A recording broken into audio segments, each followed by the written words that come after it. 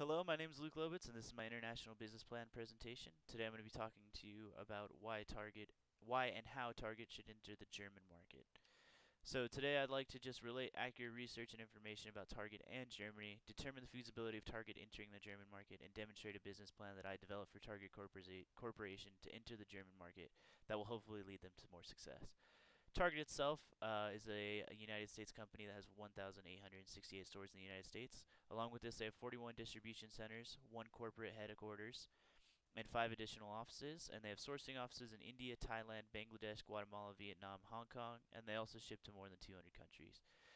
Next is Germany, and they're a social market economy. They have a very skilled labor force, high capital stock, and low levels of corruption. They have the largest economy in all of Europe, the lowest youth unemployment in all of Europe, and are committed to providing low emission standards, water management, and renewable resources. They'd like to be a more sustainable country. They also have the highest population of any country in Europe. So the German culture, the German consumer culture, is usually people prefer to be less indulgent and not appear flashy. There's an emphasis on saving money for bigger purchases such as cars, homes, vacations, things such as that. Honesty and integrity are extremely important in the customer service department for um, German consumers, and they're skeptical of online transactions, and only as of late have debit cards become more of a norm there. They also like to avoid debt at all costs, so credit isn't much of a thing. So Target's brand does align with their culture, and their Target's committed to low prices. They have a Target match policy where even up to after 14 days after purchasing a product, you can bring the product back if another um, distributor has lowered their price on the product, and Target will pay you um, what you would save with the other company. They have many products that are similar to name brand products that offer the same functionality but at a reduced cost.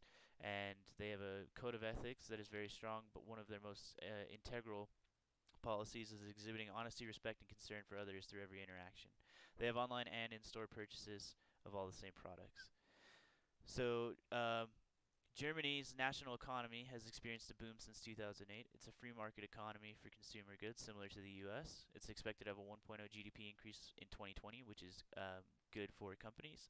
And the minimum wage is €9.19 per hour, equivalent to $10.24 per hour here. So, Target Target does align with their national economy because the possibility of economic growth is great for Target. The free market is similar to the U.S. market, so they already know kind of how it functions. A GDP increase means that Target has the opportunity to make more money than normal. And Target already starts paying its employees $13 an hour, which is above $10.24 an hour, which is the German minimum wage converted from euros to dollars. So it will attract new employees. The politics and legal issues of Germany is that relatively they have few barriers for U.S. Businesses to enter their market, but it does require extensive research in product standards, and they need to obtain certifications. There are a lot more taxes for the German market than there are the United States market, and there's a lot of time necessary to process contracts and resolve them. So, um, but Target is just fine with this because they have the time and means necessary to take a concise approach. They in 2019 they acquired $18.4 billion, so allocating some money to research and obtaining licensure and certification shouldn't be an issue. They also have a corporate headquarters and five supplementing offices, so accounting and making sure taxes are paid up and on time should not be an issue as well. And because Target has success in the United States, they have the time and resources necessary in general to wait for the completion of contracts in Germany. So is Target feasible for the entry of Germany? Absolutely. Um, so this is a 5-year plan, and so I expect that Target should be entering the German market by 2025. So the entry plan starts with the mode of entry, which is a new wholly owned subsidiary. So by establishing a wholly owned subsidiary, Target can maintain maximum control over the subsidiary in Germany. They already export goods to the European Union, so they're used to the market somewhat, and they heavily rely on suppliers and servicers to help sell products. So it's crucial to maintaining its product line. Also, a wholly owned subsidiary will allow them to have vertical integration, which allows Target to have their own products similar to other name brand products that sell for a lower price. So where Munich, I believe, was the best place for the entry because it has an above average GDP per capita, but it's not the largest, so it doesn't.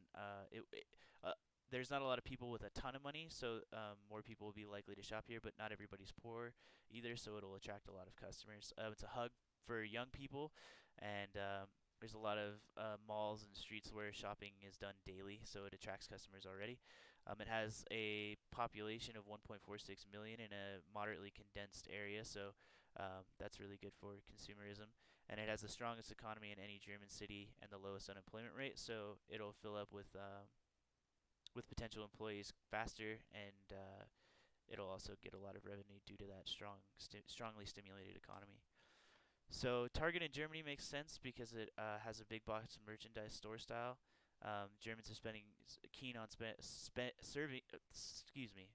Germans are keen on saving money where they can, so having more products to buy from helps them save money, and it'll encourage them to make purchases because they feel like they're saving money on a purchase. Target also hosts technology, specifically Apple, Microsoft, and Sony, and Germans are highly responsive to technological US products such as iPhones, Windows, personal computers, and Target sometimes offers them at discounted prices, which will help them to sell as well. Again, the price matching policy, which I told you about earlier, will allow for people to always feel like they're getting the lowest price and feel like they're comfortable making purchases in Target because they are saving money when they could be overpaying in another place. And there are a lot of sustainability initiatives in Target that are already in place, such as biodegradable packaging, 40% recycled plastic bags, and reusable canvas bags. And they're currently working with their supply chain to lower carbon emissions, which Germans really appreciate because they're focused on being a sustainable country as well.